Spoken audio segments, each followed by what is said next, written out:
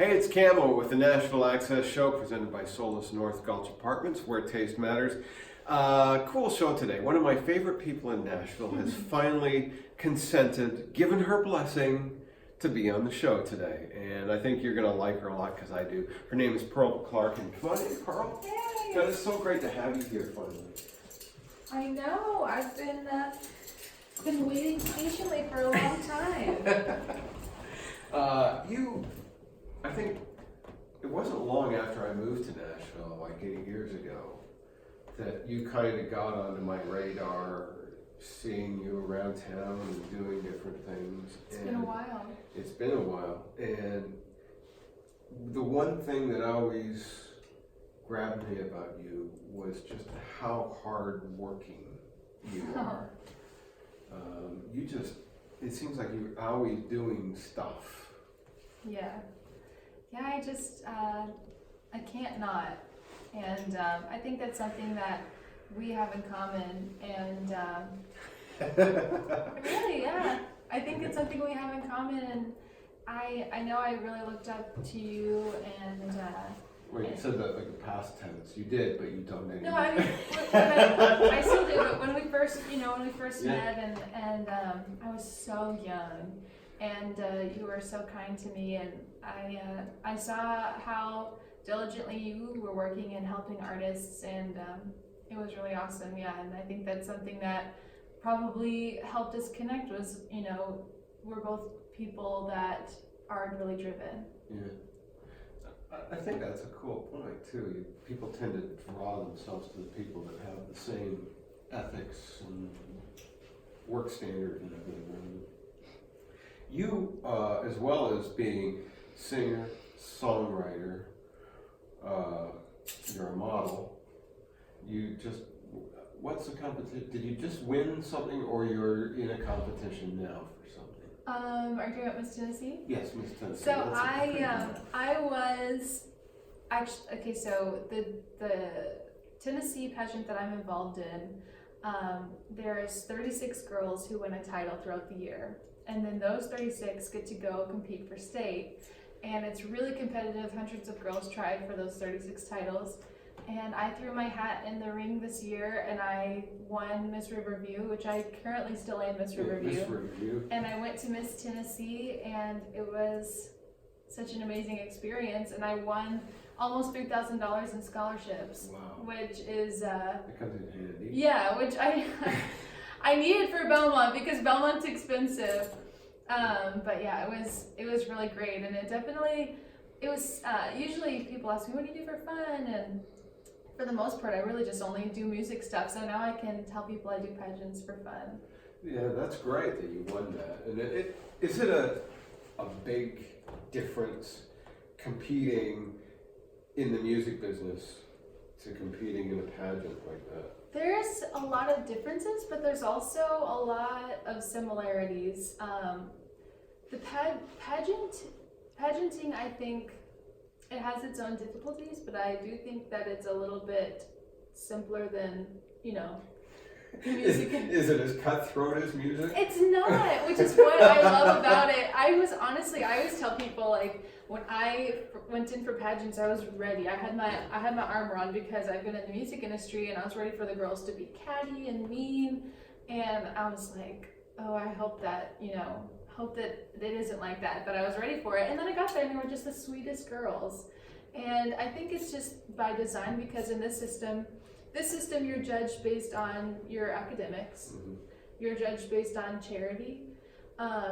You're judged based on health and fitness, and a couple of other things. But it's really, you have to be really well-rounded, and everyone has a platform. It's not like it used to be, where it was just, here's a piece of meat we're throwing out. What do you think of how it looks? Yeah. It's not just a swimsuit competition, and so I think that because of that, the girls have so much character. Like I said, everyone has a platform. Mine is Children's Miracle Network, and each girl has one, which is an organization or a cause that they spend a lot of times, raising money for and supporting. So it's really fun to find girls that I have a lot in common with. Well, that's excellent. Now, you mentioned academics.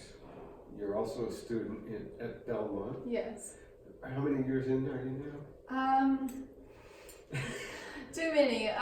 This is my senior year. now? Okay. So this is your my baby. last year. I could have graduated this semester, Mhm. but I'm not going to kill myself with all that schoolwork. It's last semester I went full time, and I don't know what was wrong with me. It was a bad decision because I had so much stuff going on with my music, and so I've been trying to take it kind of slow, but this semester I'm just going to take 9 credit hours, which is almost full time, but not quite. And it leaves you time to do what you need to do musically. Yeah, yeah. Because I've known people that have had carried that full course load and tried to be on the road, and that's just insane. They look like they're 90 Yeah. by the time I they know. graduate. It's been tough to do school and music, but like I said, especially this semester and next semester, I'm trying to like take it a little bit slower just because I am going to be on the road so much. So Randy, my radio promoter, I was just talking to him about how I'd love to continue my radio tour even when school starts, and I don't have school on Fridays. So I'm talking to him about I could leave after school on Thursdays to drive to wherever and then try to do some stops on Friday and then come back. So I'm trying to piece it all together. The longer that it goes on, the longer I am in college, the harder it is to get everything done with my schoolwork included because Especially senior year. Yeah. That's when everything dumps on you. yeah, and also because my music career has just been like getting more and more and more, and so at this point it's like I can't quit because I'm so close to the finish line, but I get tempted sometimes. Yeah, but I couldn't even imagine you quitting if even thinking about it would just be a fleeting thought for you. Yeah, and that is true. I think about it sometimes, but I don't think I have the ability to quit things. Yeah. I don't think I have the ability, even though it'd probably help me out. It's amazing seeing the growth you've had as an artist, as a songwriter, as a human in the past 8 years. It's just been spectacular watching you rise, and I dig it. I'm really happy for you. Thank you.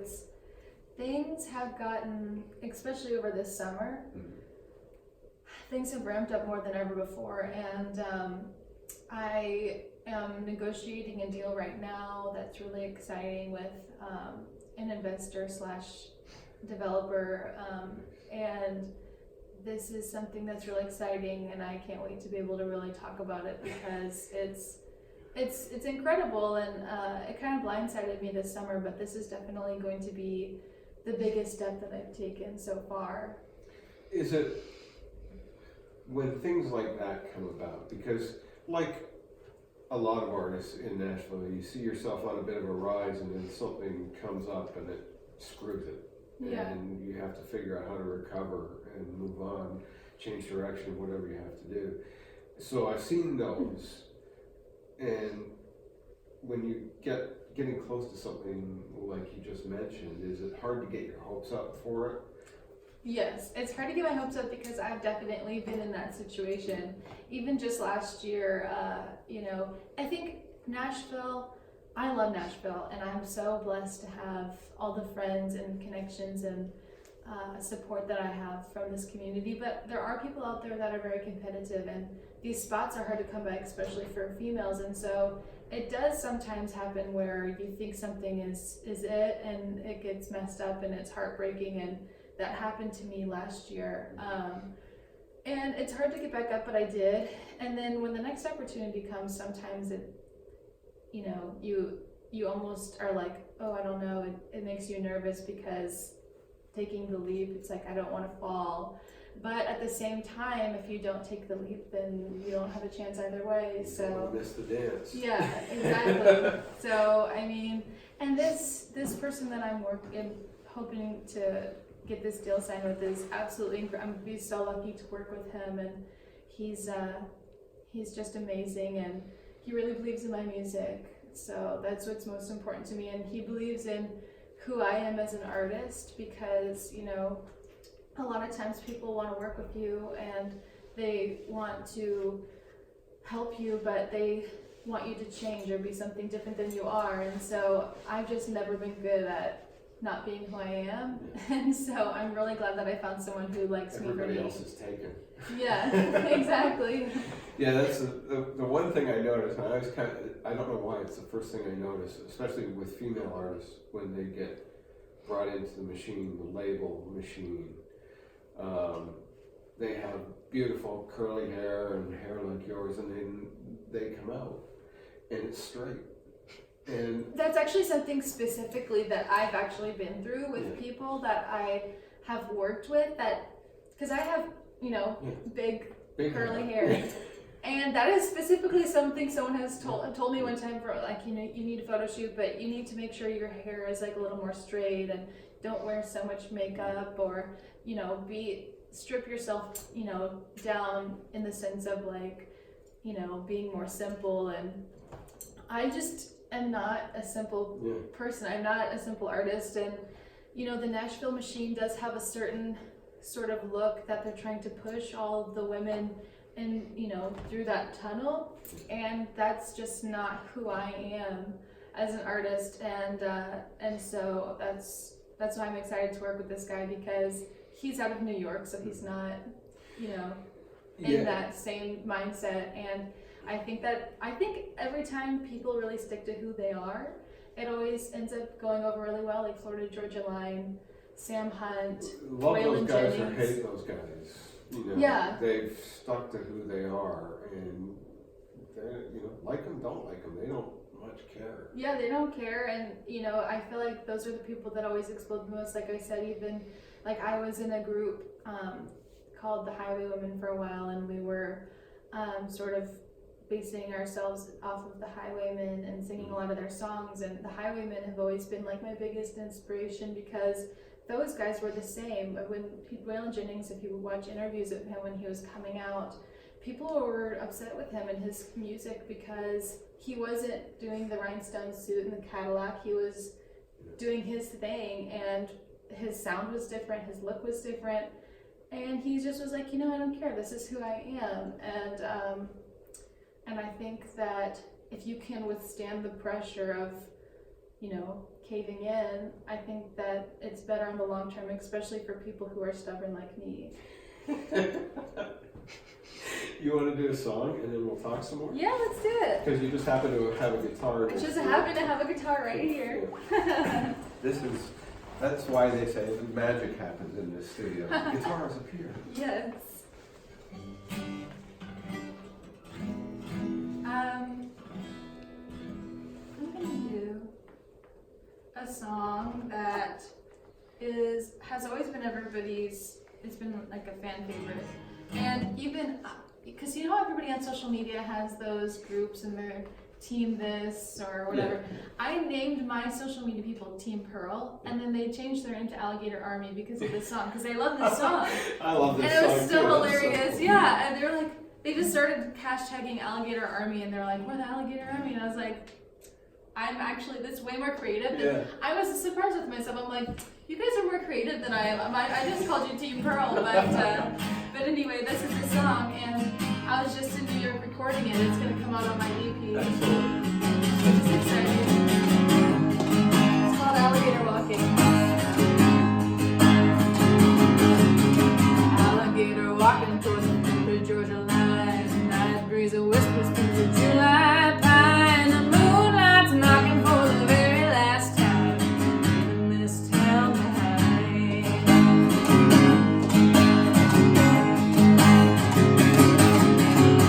He's at the swamp fishing all night long. Night birds singing that same old song. Tomorrow they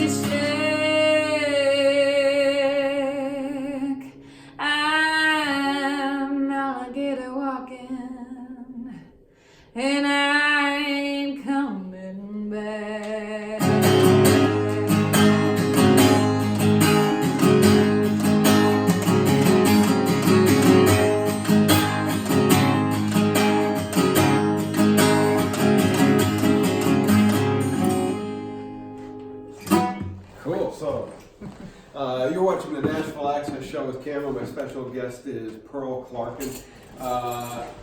You're a native of Florida. Pensacola Beach, Florida. Yep. Big, is it Navy? Navy town? Yeah, military base. Yeah, they have a, I think it's Marine. They have a couple different ones around there. Yeah, we'll get mail because we don't know. Some people are like, it's this. NAS. My dad was actually stationed there for flight school. Wow, Pensacola NAS. Cool.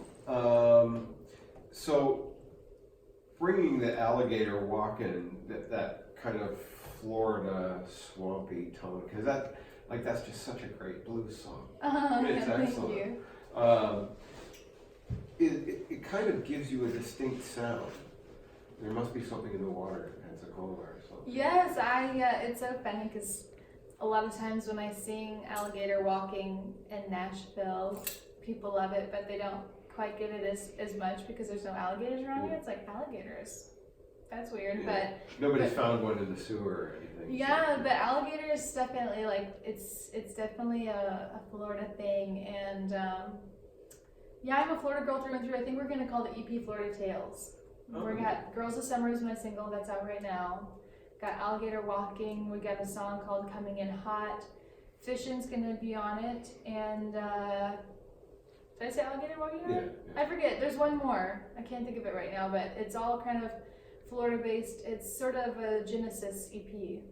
And there's such a great tradition of Florida artists. Bellamy Brothers, John Anderson, all those guys came out of Florida. So you're in good company. Yeah, and where I come from in the Redneck Riviera, people love country music. Yeah. Oh, yeah.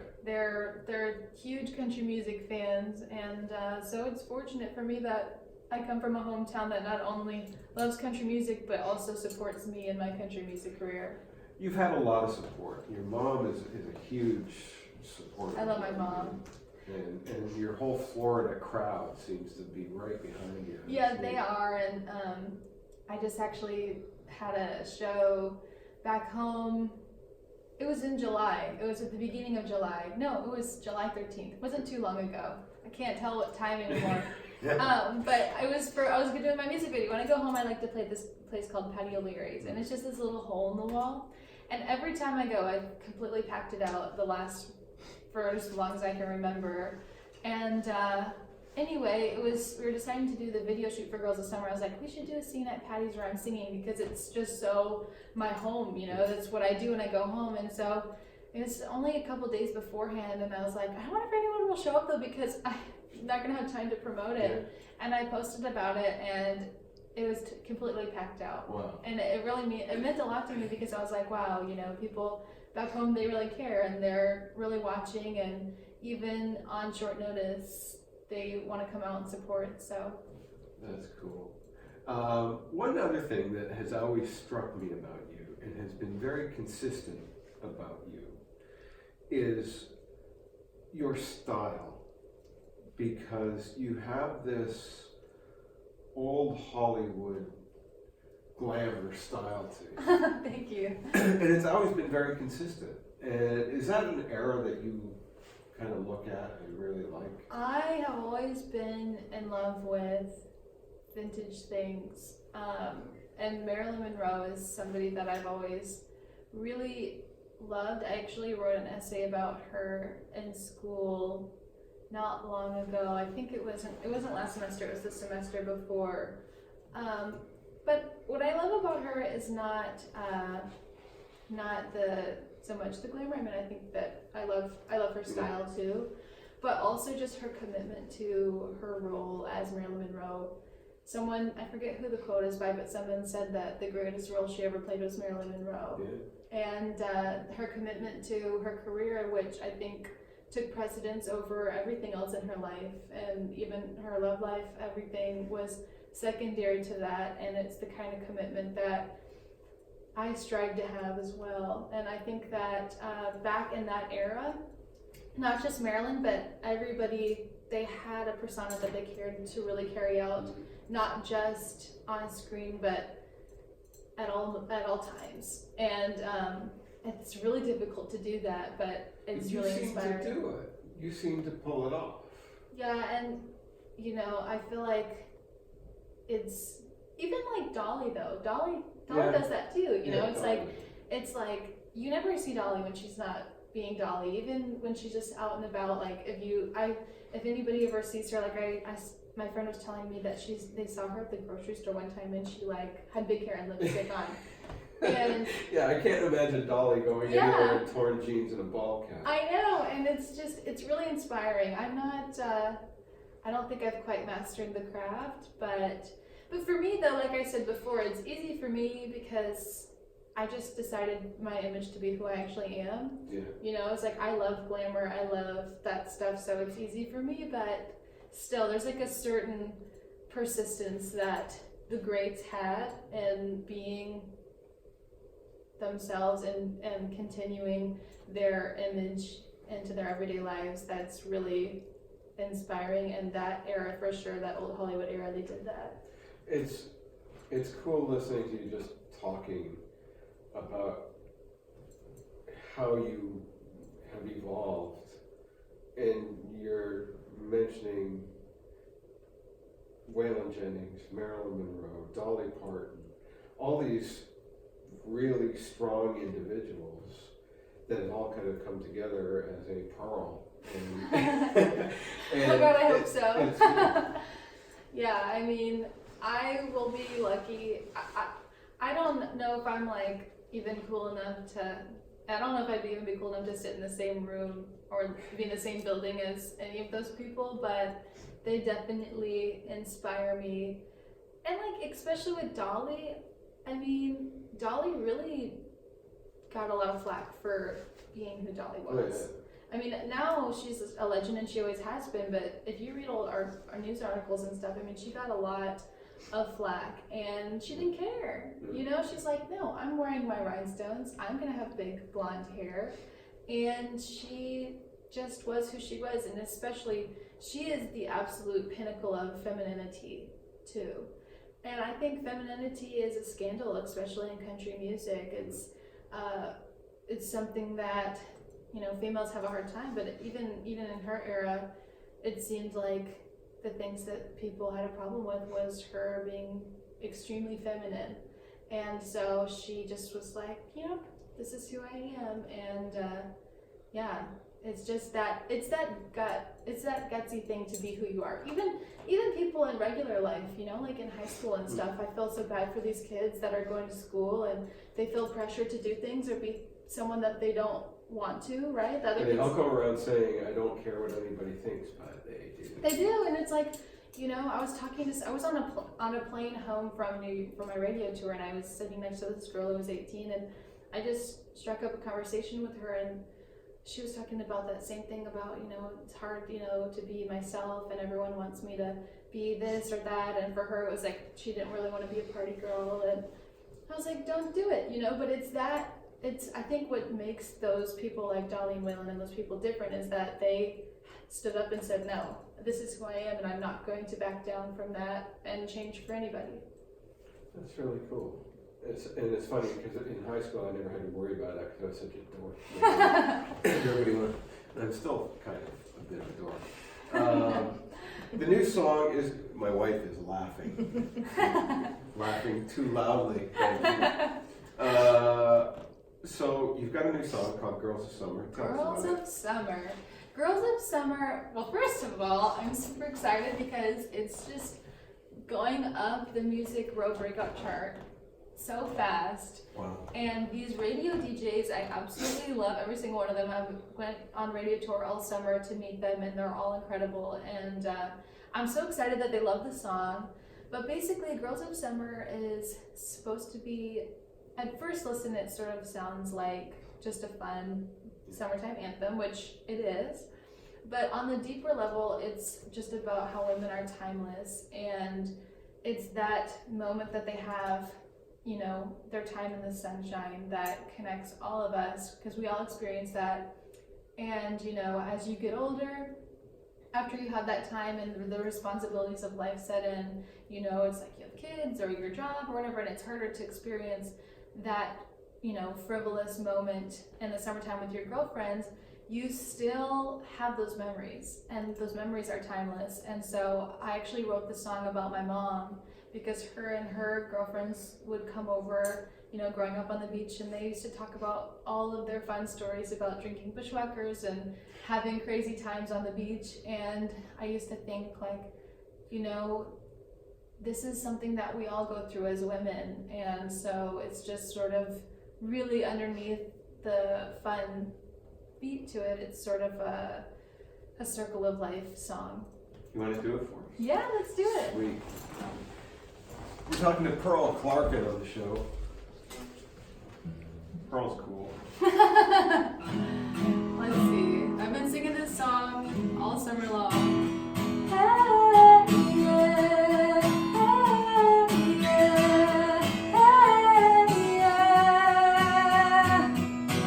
Me and Becky, beach calling, salty slick back, hair falling, chasing after sunbeams, sashaying like beauty queens. Boys looking, walking past us, our smiles and their sunglasses, bikinis under white tees, giving them something to dream about while they're laying out. Yeah, looking back now, we were something to see. We were the girls of summer, that's right. From the ocean to the riverside, Italians, my favorite memories don't die. No matter who we are tonight, you and I will always be the girls of summer. Hey, yeah,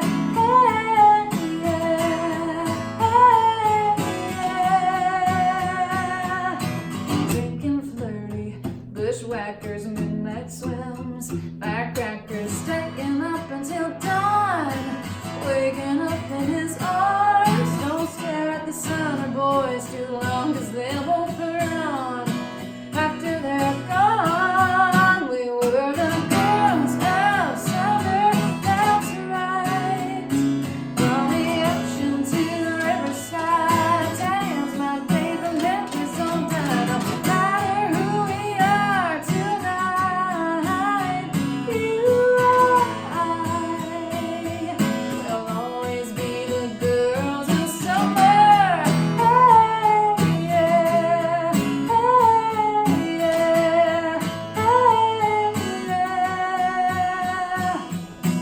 girls of summer, that's right.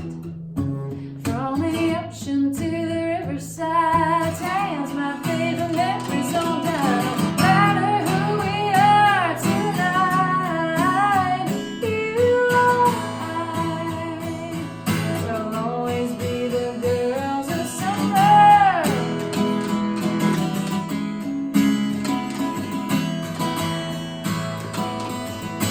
Always be the girls of summer.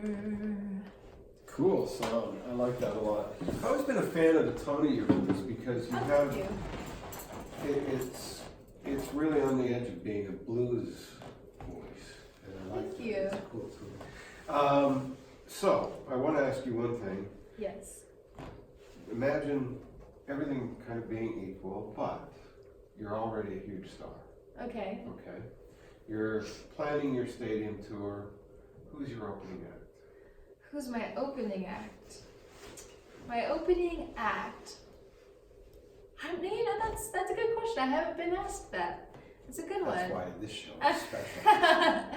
You know, I think that my opening act would be a girl with big dreams who is having a hard time breaking through in Nashville. Someone who is sitting in a similar seat that I've sat in, and hopefully somebody that I could help break through.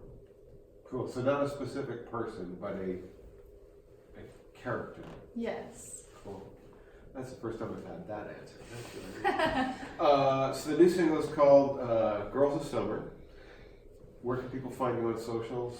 You can find me on all the socials. I do Facebook and Instagram the most. I still honestly like Facebook the best. I know I'm supposed to be doing TikTok or whatever now, but I don't even know what that is. Yeah, and then find me on Spotify, Apple Music, Amazon, Pandora. If you have a Spotify, follow me. That's the new thing that we're supposed to all do. Get followers on Spotify. And after this show, your song will be on the Nashville Access Show 2019 Oh, good. playlist on Spotify. Yay! Yeah, I gotta get those Spotify spins. It's always something new. It's always a new mountain to climb. I know. Just when you think you've got something Just conquered. as soon as you have it all down, it sounds something else. So I have to get.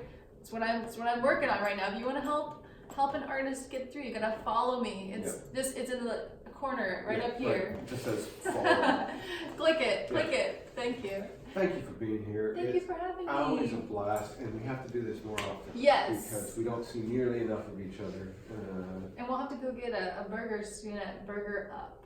Okay, I love Burger Up. That's your place? All right, that's a deal. Thanks for being here, Thank Pearl. you. Pearl Clarkin, please check her out. Go follow her on Spotify. Get all her socials. She's a sweetheart. I think so, and I hope you do too. Thanks for being here. Thanks for having me. My pleasure. See you next time. Oh, I got to remind you to catch me on Chris Country all across the UK every Sunday at midday following Bobby Bones, and on 88.9 Tamworth Radio in Tamworth, New South Wales, Australia, on Thursday mornings at 9:30 with Jody Crosby and John Wolfe. Now I can say goodbye. See you.